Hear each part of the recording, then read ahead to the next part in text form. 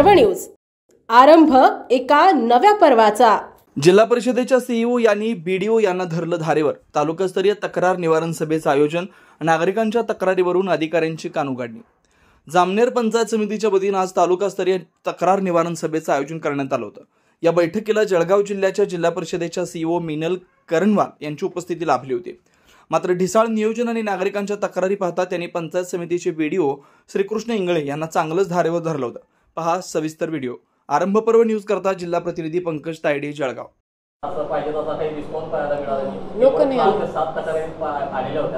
मला तर त्याच्यावर वाटते की समाधानी तालुका आहे आमचे यंत्रण आहे। तालुक्यावर ग्रामपंचायतला काही तशी दवंडी दिली गेली नाही किंवा तुम्ही प्रसिद्धी झाली मॅडम, पत्रकारांना माहित नव्हती। आपला दौरा आहे, तक्रार निवारण आज आढावा बैठक आहे, पुढच्या घेऊन टाकू मग पुढच्या आठवड्यात परत। तसं मी ते म्हटलं कारण प्रत्येक गावाला निरोप केला पाहिजे तक्रारदारांना, अजून लोक आले असते तुम्ही म्हणता। खूप भरपूर समस्या आहे मॅडम जामनेर तालुक्यातील नागरिक सामान्य तक्रारी तुमच्यापर्यंत पोहोचू शकत नाही मॅडम। आणि मी आली भेटायला, तुम्ही आले पण तक्रारदार नाही आले तेवढे पाहिजे।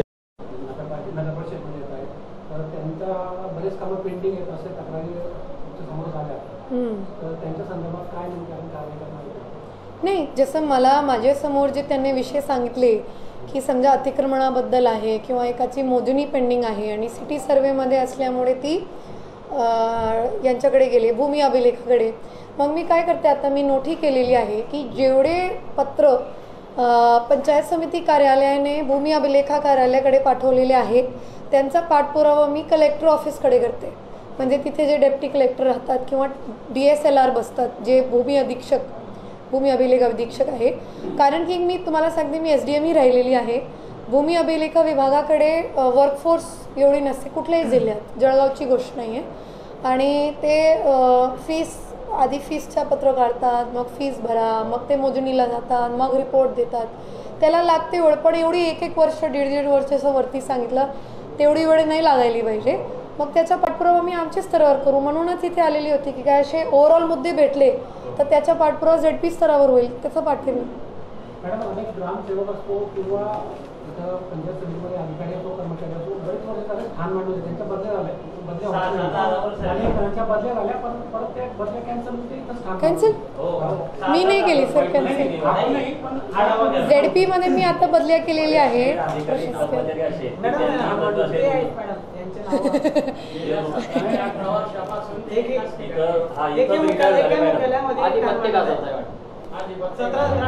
नाही बघा, 10 वर्ष तर त्यांना अलाउड पण आहे, पण मॅडम त्या तालुक्यात त्यांनी दिव्यांगाचं डुप्लिकेट 45% 46% असे सर्टिफिकेट लावलंय। हो, तेव्हा त्याच्यामुळे त्यांना सूट भेटून जाते। पण ते नाही ना मॅडम, ते एकाच गावात सर्टिफिकेट आहे त्या संदर्भात। आता मी तर जेव्हा बदली ZP वर केली तर मी त्यांना बोलवली होती आणि मी पाहिली की जसं तो म्हणत होता मला अर्थरायटिस येतं, अर्थरायटिस आता त्यांना समोर तर दाखवलं मला आहे, त्याचं UDID कार्डही पाहिलो।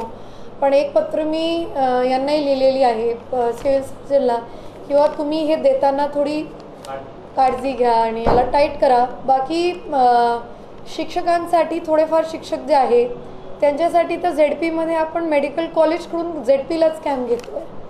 कारण की त्यांची एक प्रमुख तक्रार ही असते की आम्हाला दिव्यांग असताना तुम्ही बाहेर पाठवू नये म्हणून, मग आपण तिथेच कॅम्प घ्यायचा करतो आहे। थोड्याफार यांना पण रँडमली चेक करू। मग मॅडम, काय तालुक्यामध्ये आहे पण मग एका ग्रामपंचायतला किती काळ राहू शकतात?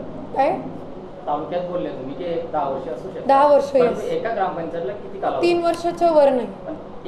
तोच विषय मॅडम की एका ग्रामपंचायतला 10 12 वर्ष एकच ग्रामसेवक आहे सलग।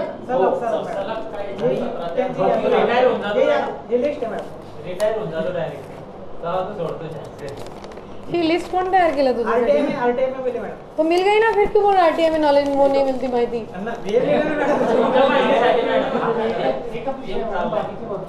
मग भेटली पण नाही बघा।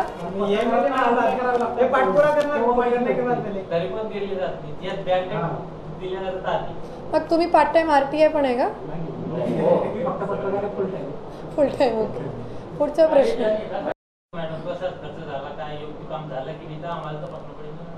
मला तर म्हणजे मी मोगम म्हणजे मी जास्त आतमध्ये फिरली नाही जळगाव जिल्ह्याचा, मला फार आवडले बरं रोड।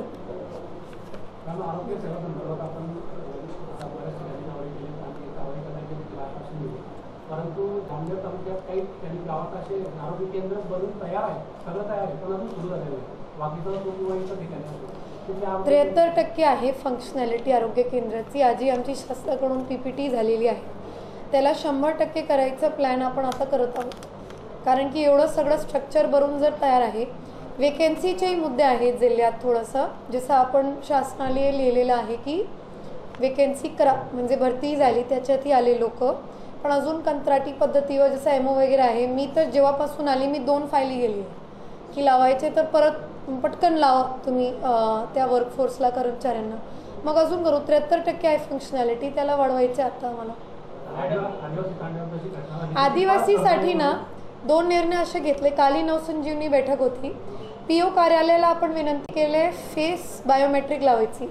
मला असं निदर्शनास आलं की नॉर्मल बायोमेट्रिक हे लोक त्याचे खराब नाही, ते टाईम झोन बदलतात फोनमध्ये, मग ते दिसत नाही. मलाही माहीत नव्हतं, म्हणून मी PO कार्यालयाला काल विनंती केली. आता बघू ते देणार किती देणार, की तुम्ही आम्हाला फेस रिडिंग सॉफ्टवेअर द्या, त्याच्यात तर काय गोळ होणार नाही.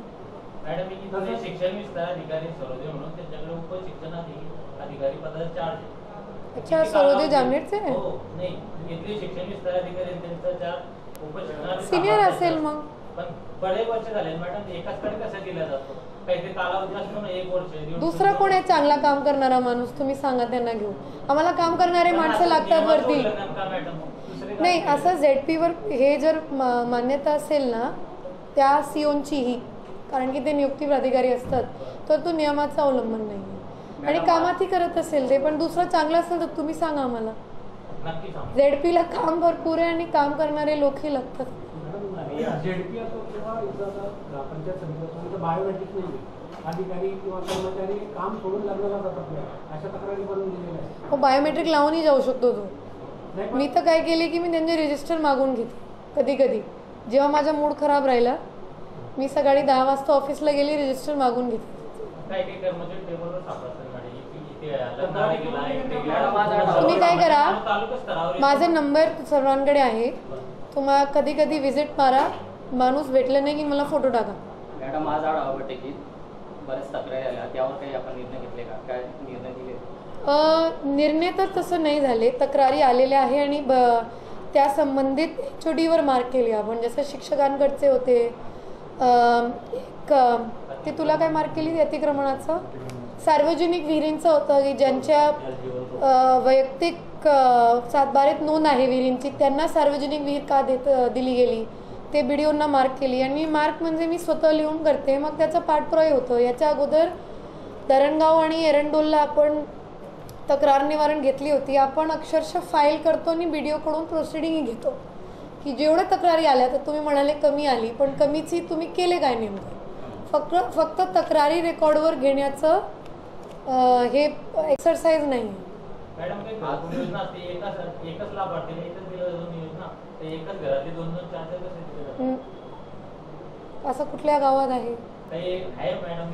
नाही बघा, जर कच्चे घरात राहत असेल, आई वडील आणि भाऊ, आणि घरस्फोट असेल, राशन कार्ड वेगळे असेल तर आपण देतो.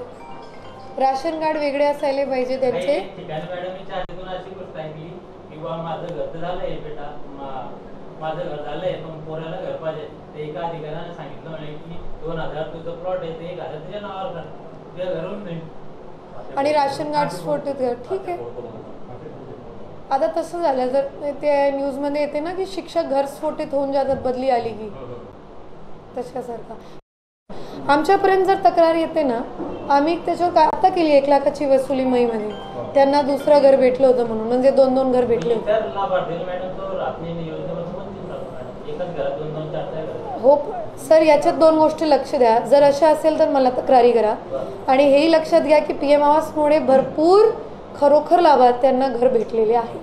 मॅडम, आपण ग्रामविकास अधिकारी जे आहे ग्रामसेवक बऱ्याच वेळा काय असतं गावात जात नाही, आणि नागरिकांनी त्यांना फोन वगैरे केला तर दुसऱ्या गावाचं नाव सांगितलं जातं. स्पेसिफिक टायमिंग किंवा दिवस ठरवले पाहिजे त्यांनी, 3 दिवस या गावात किंवा 3 दिवस त्या गावात, आणि टायमिंग ठरवला पाहिजे. ग्रामपंचायती पण बंद असतात, 4-5ची तर गणित नाही आहे इकडे. बघा, आमच्याकडे 850 ग्रामसेवक आहे, 1160 आमच्याकडे 59 ग्रामपंचायती आहे. तर आमच्या गणित असं होतं की 2पेक्षा जास्त राहू शकत नाही.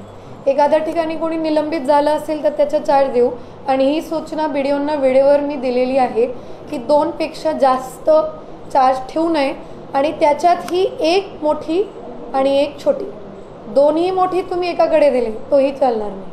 ही सूचना यांना वेळोवेळी दिलेली आहे. नसेल तर आपण आताही टाइम टेबल दिला पाहिजे त्या लोकांना, टाइम टेबल दिला पाहिजे किती दिवस या गावात येणार ते टाइम टेबल पाहिजे. 2 दिवस या गावात, 3 त्या गावात, टाइम टेबल पाहिजे. आणि आताही परत ग्रामसेवक असेल त्यांच्याकडे 3 गाव करू आपण. 3ची गणित नाही बसली पाहिजे माझ्या माहितीनुसार, पण पाहून घेते. 2ची गणित समजते मला, 3ची समजते, पाहून घेते. मॅडम जनतेचे कामं होत नाही कारण ते गावात जात नाही आणि त्यांना कॉल वगैरे कोणी केला तर ते दुसऱ्या गावाचं नाव सांगतात. त्याच्यामुळे लोकांना सापडत फक्त ऑपोजिशन वाल्यांना सांगा. जे काही विषय असेल त्यांचं ते समजा, पण ते लोकांची कामं झाली पाहिजे, त्या टाइम टेबल त्यांनी दिला पाहिजे. म्हणजे त्यांची उपस्थिती आणि त्यांचं टाइम टेबल ते ठरवून, जसं तहसीलदारांनी केलंय मॅडम, तलाठी कोणत्या दिवशी कोणत्या गावाला जाणार केलेलं आहे. मग करून टाकू ना. 100 दिवस कृती आराखडा करायचा. जेणेकरून ग्रामस्थ परेशान होणार नाही, कारण त्यांना घरी राहावं. आजच करते. बरं मॅडम, ओके, आजच यांना बसून इथे सर्क्युलर करायला लावते. ओके. आमसभा आणि ग्रामसभा घेणं महत्त्वाचं आहे. वर्षात एकदा तरी, पण एकही ग्रामसभा किंवा आमसभा झालेली आमच्यात तरी आम्हाला आमच्याकडे तर जसं हरघरसाठी व्हिडिओ येतात, हर घर जल केलं, ग्रामसभेचे व्हिडिओज येतात. तालुक्याचे लोकप्रतिनिधी 10 ते 15 वर्षापासून तालुक्यामध्ये आमसभा झालेली नाही मॅडम. असंख्य तक्रारी म्हणजे ZP कोऑर्डिनेट करते का ती? आमदार मग मला कशाला प्रश्न विचारायला? आधी होत होतं मॅडम, आता बंद केली आधी. त्याच्यात माझा काय रोल आहे ते सांगा. नाही, तुम्हाला सांगतोय. फक्त सांगतेत. ओके, मग ठीक आहे. Okay, thank you. पुणे शहरातील आणि जिल्ह्यातील महत्त्वाच्या आणि ताज्या बातम्या पाहण्यासाठी आजच आमच्या आरंभ पर्व न्यूज चॅनलला YouTubeवर सबस्क्राईब करा आणि बेल आयकॉन प्रेस करा.